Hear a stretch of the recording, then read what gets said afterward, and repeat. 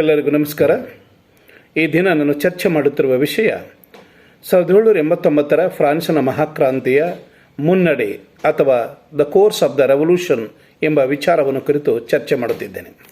ಅದರಲ್ಲಿ ಮೊದಲನೇದಾಗಿ tennis court ಪ್ರತಿಜ್ಞೆಯನ್ನು ಕುರಿತು ಚರ್ಚೆ ಮಾಡೋಣ. ಸಾಮಾನ್ಯವಾಗಿ ಫ್ರಾನ್ಸಿನ ಮಹಾಕ್ರಾಂತಿ ಯಾವ ದಿನ ಯಾವ ತಿಂಗಳು ಪ್ರಾರಂಭವಾಯಿತು ಎಂಬುದರ ಬಗ್ಗೆ ಚರಿತ್ರಕಾರರಲ್ಲಿ ಒಮ್ಮತವಾದ ಅಭಿಪ್ರಾಯ ಇಲ್ಲ. ಆದರೂ ಕೂಡ ಸಾಮಾನ್ಯವಾಗಿ ಮೇ 5ನೇ ತಾರೀಕು 1789 ಪ್ರಾರಂಭವಾದ ಸ್ಟೇಟ್ ಜನರಲ್ ಸಭೆಯ ಸಮಾವೇಶದೊಂದಿಗೆ ಫ್ರಾನ್ಸಿನ ಮಹಾಕ್ರಾಂತಿ ಪ್ರಾರಂಭವಾಯಿತು ಎಂಬುದಾಗಿ ಚರಿತ್ರಕಾರರು ಅಭಿಪ್ರಾಯವನ್ನು ವ್ಯಕ್ತಪಡಿಸಿದ್ದಾರೆ. ಸುಮಾರು 175 ವರ್ಷಗಳ ಹಿಂದ ಕರೆಯದೇ ಇದ್ದ ಸರ್ವ ಸದಸ್ಯರ ಸಭೆಯನ್ನು 14ನೇ ಲೂಯಿ ಕಟ್ಟಿಸಿದ್ದ ವರ್ಸೆಲ್ಸ್ ಅರಮನೆಯಲ್ಲಿ ಮೇ 5ನೇ ತಾರೀಕು 1789 ಕರೆದರು. ಸುಮಾರು 1614ರಿಂದ 1789 ಈ ಒಂದು ಸ್ಟೇಟ್ ಜನರಲ್ ಸಭೆಯನ್ನು ಈ ಬೋರ್ಬನ್ ಮನೆತನದ ರಾಜರು ಕರೆದೇ ಇರಲಿಲ್ಲ. ಈಗ ಮೇ 5ನೇ ತಾರೀಕು 1789 ಈ ಸ್ಟೇಟ್ ಜನರಲ್ ಸಭೆಯನ್ನು ಕರೆದ ಮುಖ್ಯ ಉದ್ದೇಶ ಅಂದರೆ ಆರ್ಥಿಕ ಪರಿಸ್ಥಿತಿಯನ್ನು ಸುಧಾರಿಸಲು, ಹಣಕಾಸಿನ ಸ್ಥಿತಿಯನ್ನು ಸುಧಾರಿಸಲು, ರಾಜ್ಯದ ಬೊಕ್ಕಸವನ್ನು ತುಂಬಲು, ತೆರಿಗೆಗಳನ್ನು ಜಾಸ್ತಿ ಮಾಡುವುದಕ್ಕೋಸ್ಕರವಾಗಿ ಈ 14ನೇ ಲೂಯಿ ಈ ಸ್ಟೇಟ್ ಜನರಲ್ ಸಭೆಯನ್ನು ಮೇ 5, 1789 ಕರೆದ. ಈ ಸಭೆಯಲ್ಲಿ ಇದರಿಂದ ಫ್ರಾನ್ಸಿನ ಜನಸಾಮಾನ್ಯರು ಮತ್ತು ಅವರ ಪ್ರತಿನಿಧಿಗಳ ಸಂತೋಷ ಸಂಭ್ರಮಕ್ಕೆ ಮೇರೆ ಇರಲಿಲ್ಲ ಮತ್ತು ಅವರಿಗೆ ಬಹಳ ಅಪಾರವಾದಂಥ ಸಂತೋಷವಾಯಿತು. ಈ ಸಭೆಗೆ ಶ್ರೀಮಂತರು, ಪಾದ್ರಿಗಳು, ಜನಸಾಮಾನ್ಯ ಪ್ರತಿನಿಧಿಗಳು ಭಾಗವಹಿಸಿದರು. ಉದಾಹರಣೆಗೆ ಶ್ರೀಮಂತರ ಪರವಾಗಿ ಸುಮಾರು 300 ಶ್ರೀಮಂತ ಪ್ರತಿನಿಧಿಗಳು ಭಾಗವಹಿಸಿದರು. ಪಾದ್ರಿಗಳ ಪರವಾಗಿ 250 ಪ್ರತಿನಿಧಿಗಳು ಭಾಗವಹಿಸಿದರು. ಜನಸಾಮಾನ್ಯರ ಪರವಾಗಿ ಸುಮಾರು 600 ಜನ ಪ್ರತಿನಿಧಿಗಳು ಭಾಗವಹಿಸಿದರು. ಹಾಗಾಗಿ ಈ ಸಭೆ 3 ವರ್ಗಗಳನ್ನು ಕೂಡ ಒಳಗೊಂಡಿತ್ತು. ಶ್ರೀಮಂತರು ಮತ್ತು ಪಾದ್ರಿಗಳು ತಮ್ಮ ವಿಶೇಷ ಹಕ್ಕು ಬಾಧ್ಯತೆಗಳನ್ನು ರಕ್ಷಣೆ ಮಾಡಿಕೊಳ್ಳುವ ಹಿತದೃಷ್ಟಿಯಿಂದ ಅವರು ಯಾವುದೇ ರೀತಿಯಿಂದಲೂ ಕೂಡ ಜನಸಾಮಾನ್ಯರ ಜೊತೆ ಕುಳಿತು ಚರ್ಚೆ ಮಾಡುವುದಿಲ್ಲ ಎಂಬುದಾಗಿ ಅವರು ಹಠ ಹಿಡಿದರು. ಆದರೆ ಸಾಮಾನ್ಯವಾಗಿ ಮೊದಲಿನಿಂದಲೂ ಕೂಡ ಈ ಸಭೆಯಲ್ಲಿ 3 ಈ ಪೀಠಗಳಿದ್ದವು. ಒಂದು ಕಡೆ ಶ್ರೀಮಂತರು, ಇನ್ನೊಂದು ಕಡೆ ಪಾದ್ರಿಗಳು, ಮತ್ತೊಂದು ಕಡೆ ಜನಸಾಮಾನ್ಯರು ಕುಳಿತುಕೊಳ್ಳುವ ಪರಿಪಾಠವಿತ್ತು. ಆದರೆ ಈಗ ಶ್ರೀಮಂತರು ಮತ್ತು ಪಾದ್ರಿಗಳು, ಜನಸಾಮಾನ್ಯರು ಒಂದೇ ಎಂಬ ವಾದವನ್ನು ಜನಸಾಮಾನ್ಯರು ಮಂಡಿಸಿದರು. ಆದರೆ ಜನಸಾಮಾನ್ಯರು every person is equal in the I of law, ಪ್ರತಿಯೊಬ್ಬರು ಕೂಡ ಒಟ್ಟಿಗೆ ಕುಳಿತು ಚರ್ಚೆ ಮಾಡೋಣ ಎಂಬ ಸವಾಲನ್ನು ಹಾಕಿದರು. ಆದರೆ ಶ್ರೀಮಂತರು ಮತ್ತು ಪಾದ್ರಿಗಳು ಈ ಜನಸಾಮಾನ್ಯರ ಸಲಹೆಯನ್ನು ತಿರಸ್ಕರಿಸಿದರು. ಯಾವಾಗ ಜನಸಾಮಾನ್ಯರ ಸಲಹೆಯನ್ನು ಶ್ರೀಮಂತರು, ಪಾದ್ರಿಗಳು ತಿರಸ್ಕರಿಸಿದರು, ಆಗ ಜನಸಾಮಾನ್ಯರು ಜೂನ್ 17ನೇ ತಾರೀಕು 1789 ಅವರು ತಮ್ಮದೇ ಆದಂಥ ರಾಷ್ಟ್ರೀಯ ಸಭೆಯನ್ನು ರಚನೆ ಮಾಡಿಕೊಂಡರು. ಈ ರಾಷ್ಟ್ರೀಯ ಸಭೆ ನಿಜಕ್ಕೂ ಕೂಡ ಈ ಫ್ರಾನ್ಸಿನ ಕ್ರಾಂತಿ ಇತಿಹಾಸದಲ್ಲಿ ಒಂದು ಮೈಲುಗಲ್ಲು ಅಂದರೆ ತಪ್ಪಾಗಲಾರದು.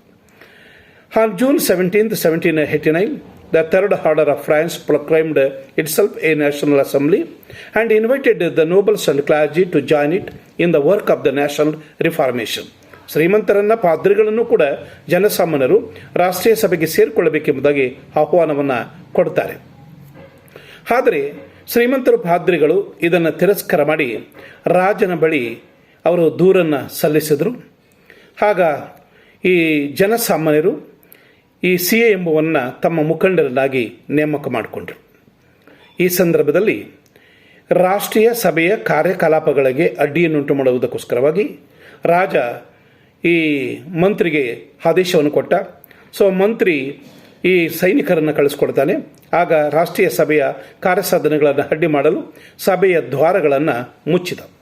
ಇದರಿಂದ ಕುಪಿತಗೊಂಡಂಥ ಜನಸಾಮಾನ್ಯರು ಅಥವಾ 3ನೇ ವರ್ಗ ಅಥವಾ ಕ್ರಾಂತಿಕಾರರು ಆ ಸಭೆಯಿಂದ ಹೊರಬಂದು ಆ ಸಭೆಯಲ್ಲಿ ಪಕ್ಕದಲ್ಲಿ ಇದ್ದಂಥ, ಅರಮನೆಯ ಪಕ್ಕದಲ್ಲಿ ಇದ್ದಂಥ ಟೆನಿಸ್ ಕೋರ್ಟ್ ಮೈದಾನದಲ್ಲಿ ಅವರು ಸಭೆಯನ್ನು ಸೇರ್ತಾರೆ.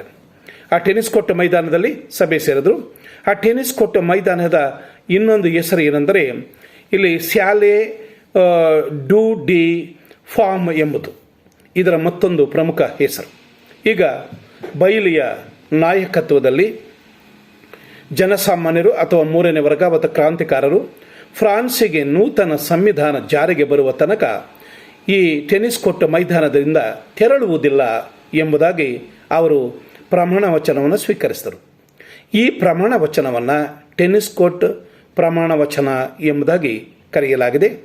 ಈ ಸಂದರ್ಭದಲ್ಲಿ ಈ ಜನಸಾಮಾನ್ಯರ ಪರವಾಗಿ ಜನಸಾಮಾನ್ಯರ ನಾಯಕರಾದಂಥ ಮಿರಬು ಅಬ್ಬೇಸಿಯಸ್ ಪ್ರಧಾನ ಪಾತ್ರವನ್ನು ವಹಿಸಿದರು. ಸಿ ಡಿ ಎಜನ್ರವರ ಪ್ರಕಾರ ಟೆನ್ನಿಸ್ ಕೋರ್ಟ್ ಪ್ರತಿಜ್ಞೆ ಫ್ರಾನ್ಸಿನಲ್ಲಿ ಬೋರ್ಬನ್ ರಾಜಪ್ರಭುತ್ವದ ಅದರಲ್ಲೂ ಬೋರ್ಬನ್ ನಿರಂಕುಶ ಪ್ರಭುತ್ವವನ್ನು ಅಂತ್ಯಗೊಳಿಸಿ ಪ್ರಜೆಗಳ ಪರಮಾಧಿಕಾರಕ್ಕೆ ನಾಂದಿಯನ್ನು ಆಡಿತು ಎಂಬುದಾಗಿ ಅಭಿಪ್ರಾಯವನ್ನು ವ್ಯಕ್ತಪಡಿಸಿದ್ದಾರೆ. ಇದಿಷ್ಟು ಟೆನ್ನಿಸ್ ಕೋರ್ಟ್ ಪ್ರತಿಜ್ಞೆ. ಈ ಫ್ರಾನ್ಸಿನ ಮಹಾಕ್ರಾಂತಿಯ ಮುನ್ನಡೆಯಲ್ಲಿ ಎರಡನೇ ಪ್ರಮುಖವಾದಂಥ ಘಟ್ಟ ಅಥವಾ ಹಂತ ಅಂದರೆ ಬ್ಯಾಸ್ಟಿಲ್ ಕಾರಾಗೃಹದ ಪತನ. ಬ್ಯಾಸ್ಟಿಲ್ ಕಾರಾಗೃಹದ ಪತನ, ಫಾಲ್ ಆಫ್ ಬ್ಯಾಸ್ಟಿಲ್. ಬ್ಯಾಸ್ಟಿಲ್ ಕಾರಾಗೃಹದ ಪತನ 1789 ಫ್ರಾನ್ಸಿನ ಕ್ರಾಂತಿ ಇತಿಹಾಸದಲ್ಲಿ ಒಂದು ಮೈಲಿಗಲ್ಲು ಅಂದರೆ ತಪ್ಪಾಗಲಾರದು. The fall of Bastille which is regard as the important milestone in the history of the French revolution of 1789. ಈ ಬ್ಯಾಸ್ಟಿಲ್ ಕಾರಾಗೃಹದ ಪತನ ಜುಲೈ 14, 1789 ಸಂಭವಿಸಿತು. ಇದಕ್ಕೆ ಹಲವಾರು ಕಾರಣಗಳಿವೆ. 16ನೇ ಲೂಯಿ ಟೆನ್ನಿಸ್ ಕೋರ್ಟ್ ಮೈದಾನದಲ್ಲಿದ್ದಂಥ ಈ ಕ್ರಾಂತಿಕಾರರನ್ನು ಅಥವಾ ಜನಸಾಮಾನ್ಯರನ್ನು ಹೊರದೋಡಿಸಲು ಸೈನ್ಯಕ್ಕೆ ಆಜ್ಞೆ ಮಾಡಿದ. To drive away Louis XVI sent the army. The greatest mistake was done by Louis XVI was that he sent the army to suppress the revolutionaries in the tennis court field. If at all, or in case Louis XVI had not sent the army to suppress the revolutionaries in the tennis court field, the French Revolution of 1789 would not have taken place. ಒಂದು ವೇಳೆ ಈತ 14ನೇ Louis tennis court ಮೈದಾನದಲ್ಲಿದ್ದಂಥ ಈ ಸಂವಿಧಾನಕ್ಕಾಗಿ ಅವರು ಈ ಪ್ರತಿಜ್ಞೆಯನ್ನು ಕೈಗೊಂಡಂಥ ಜನರನ್ನು ಒಡೆದೊಡಿಸಲು ಸೈನ್ಯಕ್ಕೆ ಆಜ್ಞೆ ಮಾಡಿದ. ಸೊ ಇದು ಅವನು ಮಾಡಿದಂಥ ದೊಡ್ಡ ಅಪರಾಧ. It done great blunder. ಯಾಕೆಂದರೆ ಒಂದು ವೇಳೆ ಟೆನ್ನಿಸ್ ಕೋರ್ಟ್ ಮೈದಾನದಲ್ಲಿದ್ದಂಥ ಈ ಕ್ರಾಂತಿಕಾರರನ್ನು ಅಥವಾ ಜನಸಾಮಾನ್ಯರನ್ನು ಒಡೆದೋಡಿಸಲು ಸೈನ್ಯವನ್ನು ಕಳಿಸದೇ ಇದ್ದರೆ 1789 ಜರುಗಬಹುದಾಗಿದ್ದ ಈ ಫ್ರಾನ್ಸಿನ ಮಹಾಕ್ರಾಂತಿಯನ್ನು ತಪ್ಪಿಸಬಹುದಾಗಿತ್ತು ಎಂಬುದಾಗಿ ಚರಿತ್ರಕಾರರ ಅಭಿಪ್ರಾಯವಾಗಿದೆ. ಏನೇ ಆಗಲಿ, ಇದಕ್ಕೆ ಎರಡನೇ ಪ್ರಮುಖ ಕಾರಣ ಅಂದರೆ ಜುಲೈ 11 ಫ್ರಾನ್ಸಿನ ಹೆಸರಾಂತ ಆರ್ಥಿಕ ಮಂತ್ರಿಯಾದ ನೆಕ್ಕರ್ನನ್ನು 14 ವಜಾ ಮಾಡಲಾಯಿತು.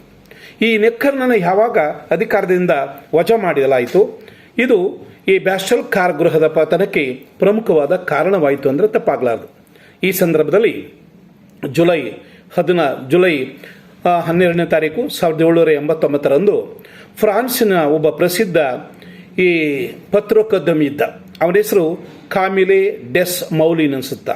ಅವನು ಹೇಳ್ತಾನೆ, ಆ ಒಂದು ಕೋಟೆ ಮೇಲೆ ನಿಂತ್ಕೊಂಡು ಅವನು ಒಂದು ಭಾಷಣ ಮಾಡ್ತಾನೆ.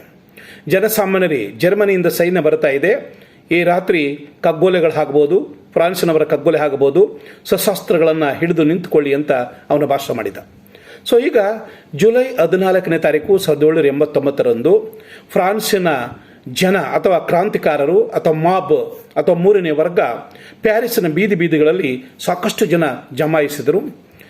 ಈ ಜುಲೈ 14 1789 ಈ ಫ್ರಾನ್ಸಿನ ಹೆಸರಾಂತ ಪತ್ರಕರ್ತನಾದ ಕಾಮಿಲೆ ಡೆಸ್ ಮೌಲಿನ್ಸನ್ನ ನಾಯಕತ್ವದಲ್ಲಿ ಈ ಬ್ಯಾಸ್ಟಿಲ್ ಕಾರಾಗೃಹಕ್ಕೆ ಮುತ್ತಿಗೆ ಹಾಕಿದರು. ಆ ಕಾರಾಗೃಹದ ಬಾಗಿಲುಗಳನ್ನು, ಈ ಕಿಟಕಿಗಳನ್ನು ಎಲ್ಲ ನುಚ್ಚು ನೂರು ಮಾಡಿದರು. ಸೊ ಈ ಘಟನೆಯಿಂದ ಅಲ್ಲಿ ಇದ್ದಂಥ ರಾಜಕೀಯ ಕೈದಿಗಳನ್ನು ಕೂಡ ಬಿಡುಗಡೆ ಮಾಡಿದ್ರು. ಆ ರಾಜಕೀಯ ಕೈದಿಗಳು ಕೂಡ ಈ ಕ್ರಾಂತಿಕಾರರ ಜೊತೆ ಸೇರಿಕೊಳ್ತಾರೆ. ಸೊ ಇಂಥ ಸಂದರ್ಭದಲ್ಲಿ ಈ ಬ್ಯಾಸ್ಟಿಲ್ ಕಾರಾಗೃಹದ ಪತನದಿಂದ ಸುಮಾರು ಈ ಘಟನೆಯಿಂದ 98 ದಂಗೆಕೋರರು ಮರಣ ಹೊಂದಿದರು, ಒಬ್ಬ ಕಾವಲುಗಾರ ಮರಣ ಹೊಂದಿದ. ಸೊ ಹಾಗೆ ಈ 7 ಜನ ಈ ಕೈದಿಗಳನ್ನು ಬಿಡುಗಡೆ ಮಾಡಲಾಯಿತು. ಸೊ ಇಂಥ ಸಂದರ್ಭದಲ್ಲಿ ಫ್ರಾನ್ಸಿನಾದ್ಯಂತ ಅರಾಜಕತೆಯ ವ್ಯವಸ್ಥೆ ತಾಂಡವಾಡಿತು. The flame of the French revolution became wildfire in everywhere. ಎಲ್ಲ ಕಡೆ ಫ್ರಾನ್ಸ್ನ ಕ್ರಾಂತಿಯ ಜ್ವಾಲೆ ಕಾಡ್ಗಿಚ್ಚಿನಂತೆ ಹರಡಿಕೊಳ್ತು. ಇಂಥ ಸಂದರ್ಭದಲ್ಲಿ ಈ ನಿರಂಕುಶ ಪ್ರಭುತ್ವದ ಸಂಕೇತವಾಗಿದ್ದಂಥ ಬ್ಯಾಸ್ಟೆಲ್ ಕಾರಾಗೃಹದ ಕಾವಲುಗಾರ ಡಿ ಲಾನೆ ಮತ್ತು ಅವನ ಸೈನಿಕರು ವೀರಾವೇಶದಿಂದ ಹೋರಾಟ ಮಾಡಿದ್ರು. ಆದರೂ ಕೂಡ ಪ್ರಯೋಜನವಾಗಲಿಲ್ಲ. ಅಂತಿಮವಾಗಿ ಡಿ ಲಾನೆ ಶರಣಾಗತನಾದ. ಈ ಕೋಟೆ ಸುಮಾರು 30 ಅಡಿ ದಪ್ಪ, 100 ಅಡಿ ಎತ್ತರ, 80 ಅಡಿ ಈ ಆಳದ ಕಂದಕವನ್ನು ಒಳಗೊಂಡಿತ್ತು. ಇಂಥ ಕಂದಕವನ್ನು ಅವರು ದಾಟಿ ಡಿ ಲಾನೆ ಅವರ ಸೈನಿಕರನ್ನು ಸೋಲಿಸಿದರು. ನಂತರ ಡಿ ಲಾನೆ ಶರಣಾಗತ ಆದ ನಂತರ ಅವನನ್ನು ಕರೆದುಕೊಂಡು ಹೋಟೆಲ್ ಡಿ ವಿಲ್ಲೆ ಕಡೆ ಪ್ರದರ್ಶನವನ್ನು ನಡೆಸಿದರು.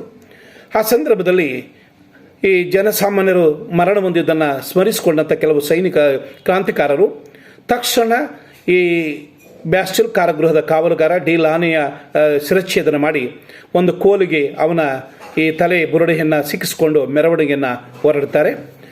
ಒಟ್ಟಿನಲ್ಲಿ ಫ್ರಾನ್ಸಿನಾದ್ಯಂತ ಅರಾಜಕತೆ ಅವ್ಯವಸ್ಥೆ ಉಂಟಾಯಿತು. ಕೈಗೆ ಸಿಕ್ಕಿದಂಥ ಲೂಯಿ ಮನೆತನದವರನ್ನು, ಅವರ ಸಂಬಂಧಿಕರನ್ನು, ಈ ಪಾದ್ರಿಗಳನ್ನು ಕೊಲೆಗೈಯುತ್ತಾ ಮುನ್ನಡೆದರು. ಜೊತೆಗೆ ಶ್ರೀಮಂತರ ಆಸ್ತಿಪಾಸ್ತಿಗಳು, ಈ ಪಾದ್ರಿಗಳ ಮನೆಮಠಗಳೆಲ್ಲವೂ ಕೂಡ ಈ ಕ್ರಾಂತಿಯ ಜ್ವಾಲೆಗೆ ಆಹುತಿಯಾಯಿತು ಎಂಬುದಾಗಿ ಚರಿತ್ರಕಾರರ ಅಭಿಪ್ರಾಯವಾಗಿದೆ. ಆದ್ದರಿಂದ ಒಟ್ಟಿನಲ್ಲಿ the fall of Bastille is the first victory of the French revolution of 1789.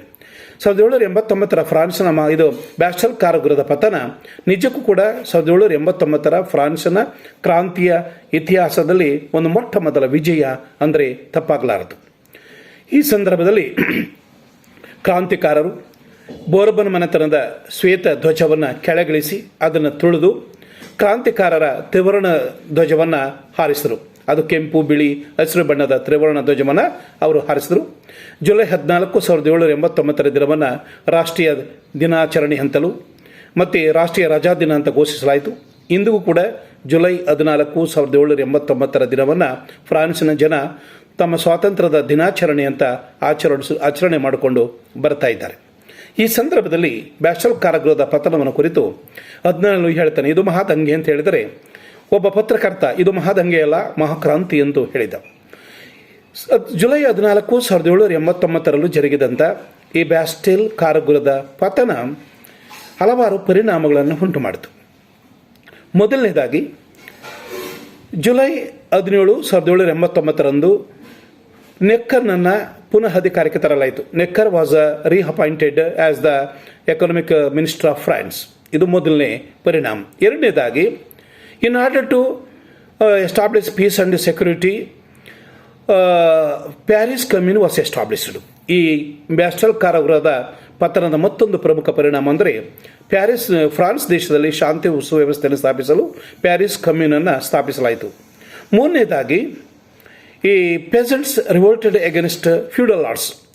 ಈ ರೈತಾಪಿ ವರ್ಗ ಫ್ಯೂಡಲ್ ಲಾರ್ಡ್ಸ್ಗಳ ವಿರುದ್ಧ ದಂಗೆ ಎದ್ದಿದ್ರು. ಹಾಗೆ the fall of Bastille paved the way for the bread crisis. ಇದು ರೊಟ್ಟಿ ಪ್ರಕರಣಕ್ಕೆ ದಾರಿಯನ್ನು ಮಾಡಿಕೊಡ್ತು. ನೆಕ್ಸ್ಟ್ ನಾವು ಇದಿಷ್ಟು ಬ್ಯಾಸ್ಟೆಲ್ ಕಾರಾಗೃಹದ ಪತನ ಮತ್ತು ಪರಿಣಾಮಗಳು. ನೆಕ್ಸ್ಟ್ ನಾವು ಕ್ರಾಂತಿಯ ಮುನ್ನಡೆಯಲ್ಲಿ ಮೂರನೇ ಘಟ್ಟ ಅಂದರೆ ರೊಟ್ಟಿ ಪ್ರಕರಣ ಅಥವಾ ಬ್ರೆಡ್ ಕ್ರೈಸಿಸ್ ಅಂತ ನಾವು ಕರೀತೇವೆ. 1789ರವರೆಗೆ 1789 ಆಗಸ್ಟ್ ಮತ್ತು ಸೆಪ್ಟೆಂಬರ್ ತಿಂಗಳ ಸಂಪೂರ್ಣವಾಗಿ ಗಲಭೆಗಳು, ದಂಗೆಗಳು ಕಾಣಿಸಿಕೊಂಡು ಇದರಿಂದ ಫ್ರಾನ್ಸಿನ ರಾಜಧಾನಿ ಪ್ಯಾರಿಸ್ ನಗರದಲ್ಲಿ ಆಹಾರದ ಅಭಾವ ಉಂಟಾಯಿತು. ಹೆಂಗಸರು ಆಹಾರಕ್ಕಾಗಿ ಸಾಕಷ್ಟು ಪರದಾಡಬೇಕಾಯಿತು. ಆದ್ದರಿಂದ ಇದನ್ನು ಬ್ರೆಡ್ ಕ್ರೈಸಿಸ್ ಅಂತ ನಾವು ಕರೀತೇವೆ. ಈ ಅಕ್ಟೋಬರ್ 5, 1789 ಫ್ರಾನ್ಸಿನ ರಾಜಧಾನಿ ಪ್ಯಾರಿಸ್ ನಗರದಲ್ಲಿ ಹಿಂದೆಂದೂ ಕಾಣದ ಆಹಾರದ ಅಭಾವ ಉಂಟಾಯಿತು. ಇದನ್ನು ರೊಟ್ಟಿ ಪ್ರಕರಣ, ಬ್ರೆಡ್ ಕ್ರೈಸಿಸ್ ಅಂತ ನಾವು ಕರೀತೇವೆ. ಪ್ಯಾರಿಸ್ನ ಮಹಿಳೆಯರು ಅಥವಾ ತಾಯಿಂದರು ಬರಗಾಲವನ್ನೇ ತಮ್ಮ ಮಹಾದಂಡನಾಯಕನಾಗಿ ಮಾಡಿಕೊಂಡು ಪ್ಯಾರಿಸ್ನಿಂದ ವರ್ಸೈಲ್ಸ್ಗೆ ಅವರು ಜಾಥವನ್ನು ಹೊರಡ್ತಾರೆ. ಇದನ್ನು ಪ್ಯಾರಿಸ್ನ ವರ್ಸೈಲ್ಸ್ನ ಮುತ್ತಿಗೆ ಅಂತಲೂ ಕೂಡ ಕರೀತಾರೆ.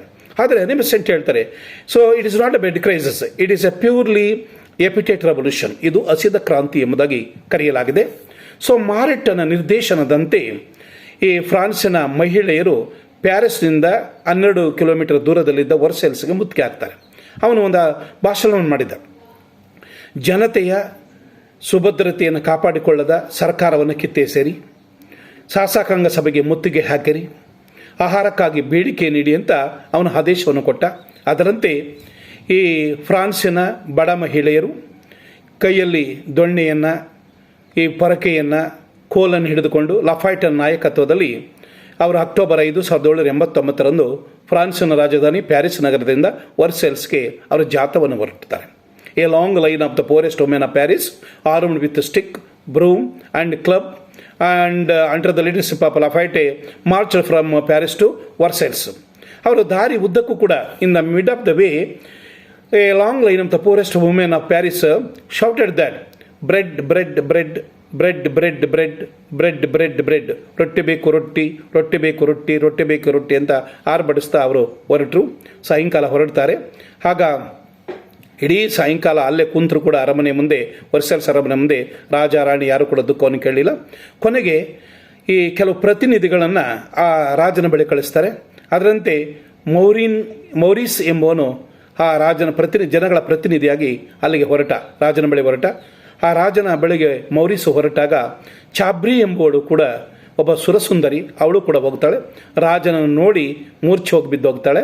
ನಂತರ ರಾಜ ಅವನ್ನ ಆಲಂಗಿಸ್ತಾನೆ, ಮಗಳಂತೆ ಆಲಂಗಿಸಿದ. ನಂತರ ಈ ರೊಟ್ಟಿ ಕೊಡ್ತೇವೆ ಅಂತ ಆಶ್ವಾಸನೆ ಕೊಟ್ಟರು.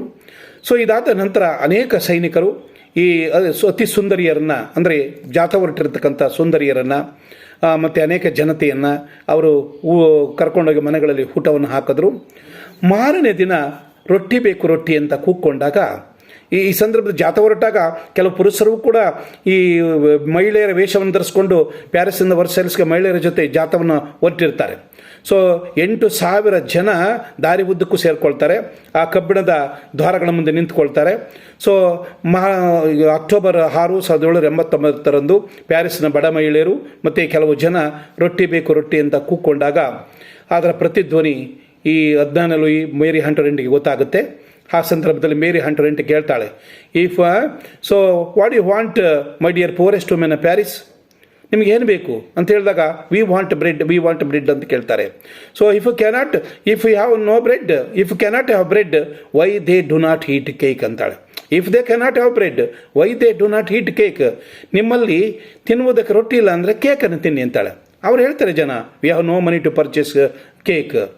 If they cannot have money, why they do not eat grass, ನಿಮಗೆ ದುಡ್ಡು ಇಲ್ಲ ಅಂದರೆ ಈ ಕೇಕನ್ನು ತಗೊಳ್ಳೋದಕ್ಕೆ ಹುಲ್ಲನ್ನು ತಿನ್ನಿ ಅಂತಾರೆ. ಕುಪಿತಗೊಂಡಂಥ ಜನ ದ್ವಾರಪಾಲಕರನ್ನು ಈ ಎಳೆದು ಬೀಸಾಕಿ ಅನೇಕ ಜನತೆಯನ್ನು ಕೊಲೆ ಮಾಡಿ ಅವರು ರಾಜರಾಣಿಯರ ಬಳಿ ಹೋಗ್ತಾರೆ.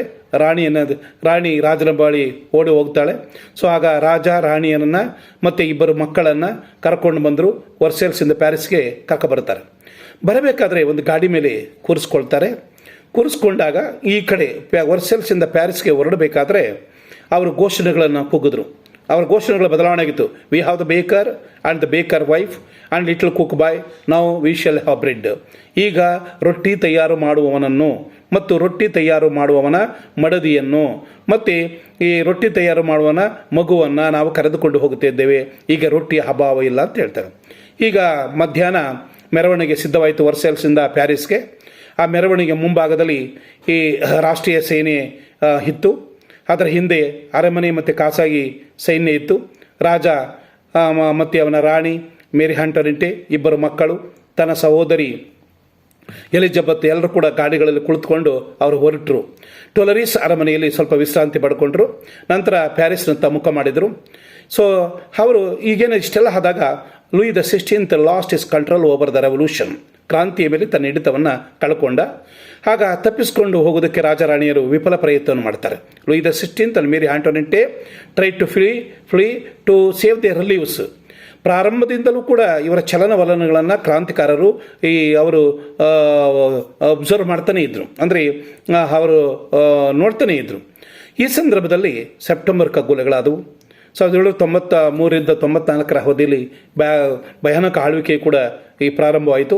ಕೊನೆಗೆ 14 ಲೂಯಿಯನ್ನು ಜನವರಿ 21, 1793 ಅವನನ್ನು ಗಿಲೋಟಿನ್ ಮಿಷನ್ಗೆ ಕೊಡೋಕ್ಕೆ ಸಿದ್ಧತೆಯನ್ನು ಮಾಡಿಕೊಳ್ತಾರೆ. ಆ ಸಂದರ್ಭದಲ್ಲಿ ಜಾಕೋಬಿನ್ ಕ್ಲಬ್ಬಿನ ಸದಸ್ಯನಾದಂಥ ರಾಬಸ್ಪಿಯರ್ ಒಂದು ಮಾತು ಹೇಳಿದ, ಭಾಷಣ ಮಾಡಿದ, Louis the 16th must die because the country must live. ದೇಶ ಉಳಿಬೇಕಾದರೆ ಈ 15ನೇ ಲೂಯಿ ಸಾಯಲೇಬೇಕು ಅಂತ. ಅದರಂತೆ ಈ ಸಾರ್ವಜನಿಕ ರಕ್ಷಣಾ ಸಮಿತಿ, ಕ್ರಾಂತಿಕಾರ ನ್ಯಾಯಮಂಡಳಿ ಆದೇಶದಂತೆ, ಈ ಜಾಕೋಬಿನ್ ಕ್ಲಬ್ಬಿನ ಸದಸ್ಯರ ಆದೇಶದಂತೆ ಜನವರಿ 21, 1793 ರಾಜ ಅವನ ಪರಿವಾರವನ್ನು ಗಿಲೋಟಿನ್ ಮಿಷನ್ಗೆ ಕೊಡಲಾಯಿತು. ಆ ಸಂದರ್ಭದಲ್ಲಿ, ಮಹಾಶಯರೇ, ನನ್ನ ಮೇಲಿರುವ ಆಪಾದನೆಗಳಲ್ಲಿ ನಾನು ಮುಗ್ಧ. ನನ್ನ ರಕ್ತ ಫ್ರಾನ್ಸಿನ ಜನತೆಗೆ ಶಾಂತಿ ನೆಮ್ಮದಿ ನೀಡಲಿ ಅಂತ ಹೇಳುವ ವೇಳೆಗಾಗಲೇ ಗಿಲೋಟಿನ್ ಮಿಷನ್ಗೆ ಅವನು ಕೊಟ್ಟು ಬಲಿ ತೆಗೆದುಕೊಳ್ತಾರೆ. ಸೊ ಇದು ಆಂತರಿಕವಾಗಿ ಮತ್ತು ವಿದೇಶಾಂಗ ವಲಯದಲ್ಲಿ ದೊಡ್ಡ ಮಟ್ಟದ ವಿರೋಧ ವ್ಯಕ್ತವಾದುದನ್ನು ನಾವು ನೋಡ್ತೇವೆ. ಆ ಸಂದರ್ಭದಲ್ಲಿ Prussia, Austria, England, Holland, Spain ರಾಷ್ಟ್ರಗಳು ಯುದ್ಧವನ್ನು ಫ್ರಾನ್ಸಿನ ಮೇಲೆ ಸಾರ್ತವೆ. ಆ ಸಂದರ್ಭದಲ್ಲಿ ಈ ಫ್ರಾನ್ಸಿನ ಜನ ಹೋರಾಟ ಮಾಡುವುದಕ್ಕೆ ಸಿದ್ಧರಾದರು. ಸೊ ಈಗ ನಂತರ ಅಕ್ಟೋಬರ್ 16, 1793 ಮೇರಿ ಆಂಟೊನಿಯೆಟ್ಟನ್ನು ಕೂಡ ಈ ಗಿಲೋಟಿನ್ ಮಿಷನ್ಗೆ ಕೊಡಲಾಯಿತು. ಅವರಿಬ್ಬರ ಮರಣದೊಂದಿಗೆ ಫ್ರಾನ್ಸಿನ ಮಹಾಕ್ರಾಂತಿ ಪರಿಸಮಾಪ್ತಿಯಾಯಿತು. ಇದಿಷ್ಟು 1789 ಫ್ರಾನ್ಸಿನ ಮಹಾಕ್ರಾಂತಿಯ ಮುನ್ನಡೆ ಅಥವಾ course of the revolution. Thank you.